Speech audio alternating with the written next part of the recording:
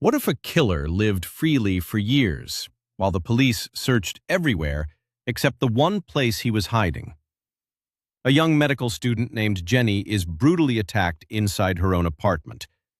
Not only is she murdered in the most horrifying way possible, but the killer leaves behind almost no evidence. The police fail. The case goes cold. And for 5 long years, the monster stays hidden. But then, Jenny's best friend returns, not as a victim, not as a witness, but as a lawyer determined to expose the truth at any cost. And when the killer is finally revealed, the truth becomes even more terrifying. Today, we are breaking down the Tamil crime suspense thriller Justice for Jeni. So hit the like button, subscribe to the channel, and let's begin. The movie begins in the year 2025. Police Commissioner Prabhakar suddenly reopens a murder case from June 6, 2019. The victim was a young girl named Jenny. Back then, the case shocked the entire city because of how brutally she was murdered. The investigation officer is informed that all old evidence, suspects, and officers connected to the case must be brought back immediately. Because after 5 years, they are finally going to finish what they started. But what exactly happened that night? The story now shifts back to 2019. It's 11 p.m. Jenny returns home after celebrating her medical entrance exam results with friends. Her close friend Siddharth drops her off at the apartment. Everything seems normal. But moments later, someone secretly enters her flat. The next scene is horrifying. Police break open the apartment door and find Jenny tied to the bed, tortured, assaulted, and murdered in the most brutal way imaginable.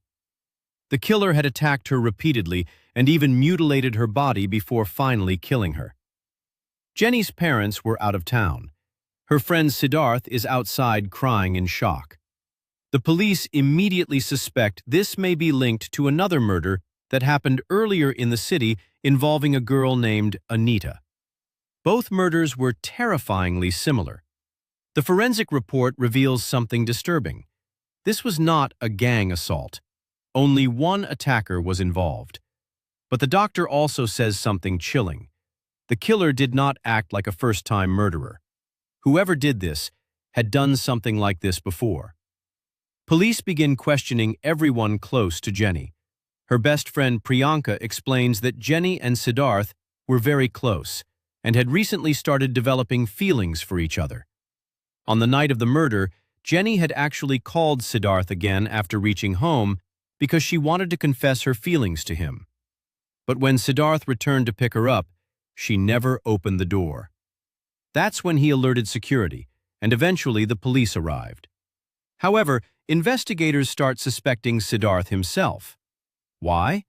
Because he returned to the apartment late at night, and security cameras failed to properly capture his movements. Police pressure him aggressively and even try to force a confession. But Siddharth repeatedly insists, "Jenny was my best friend. I would never hurt her." Police investigate every possible angle: friends, neighbors, delivery workers, apartment staff. But nothing leads to the killer. Then, forensic reports reveal something important. The biological sample found on Jenny's body matches a few possible blood groups. Shockingly, one of those matches includes Jenny's own father. Now suspicion spreads everywhere. Meanwhile, Priyanka is completely shattered by Jenny's death. The two were inseparable since childhood. They dreamed of becoming doctors together. But slowly, Priyanka realizes something disturbing. The media is already forgetting Jenny. The police are failing, and the case is disappearing into silence.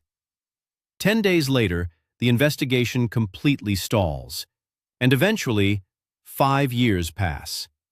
Now the story comes back to 2025. Priyanka has changed her entire life. Instead of studying medicine, she became a lawyer. Only for one reason: to get justice for Jenny. She files a petition in the High Court to reopen the murder case. During court hearings, Priyanka begins exposing major failures in the original investigation. She reveals that several similar assault and murder cases had happened across different states. All of them involved young women living alone, sexual assault, extreme violence, and almost identical patterns. Yet police never connected the cases together. Then Priyanka uncovers another shocking detail. Years earlier, a construction worker had secretly reported being assaulted by a tall man who threatened her with a knife. But police handled the complaint unofficially to protect the woman's identity. And the biggest mistake? The forensic sample from that assault was never matched with Jeni's case. When the samples are finally tested again after 5 years, they match perfectly, meaning the same predator was involved.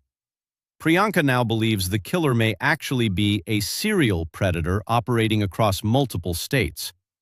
She presents a chilling theory in court. What if the killer intentionally committed small crimes afterward just to get arrested and hide safely inside prison while police searched outside? That idea sounds crazy, until the police investigate nearby prisons. And finally, they find a match. A man named Sinan. Tall, violent, dangerous, currently locked in a prison in Kerala for another crime. Police bring him in for questioning, and then comes the most horrifying confession in the entire movie. Sinan calmly explains how he targeted women. He would watch them in supermarkets, gyms, and public places. If he became obsessed with someone, he followed them for days, learned their routines, waited until they were alone. Then he entered their homes secretly, threatened them with knives, assaulted them, and killed anyone who resisted. He admits to killing Anita. He admits to assaulting the construction worker. And finally, he confesses to Jeni's murder. That night, he secretly entered Jeni's apartment while she briefly stepped away. He hid inside. And after Siddharth left, Sinan attacked her. But when Siddharth unexpectedly returned later that night, Jeni tried calling for help. Afraid of getting caught, Sinan brutally murdered her before escaping. Later, he intentionally committed a minor crime and got himself arrested, because he knew one thing: police never search for killers inside prisons. Medical tests confirm Sinan is mentally stable. He knew exactly what he was doing. The court finally sentences him to death. After 5 painful years, Jeni finally receives justice, and Priyanka succeeds where the entire system failed. The movie ends with a strong message about women's safety, investigative failures, and the importance of never giving up on justice. So that was the complete story of Justice for Jeni.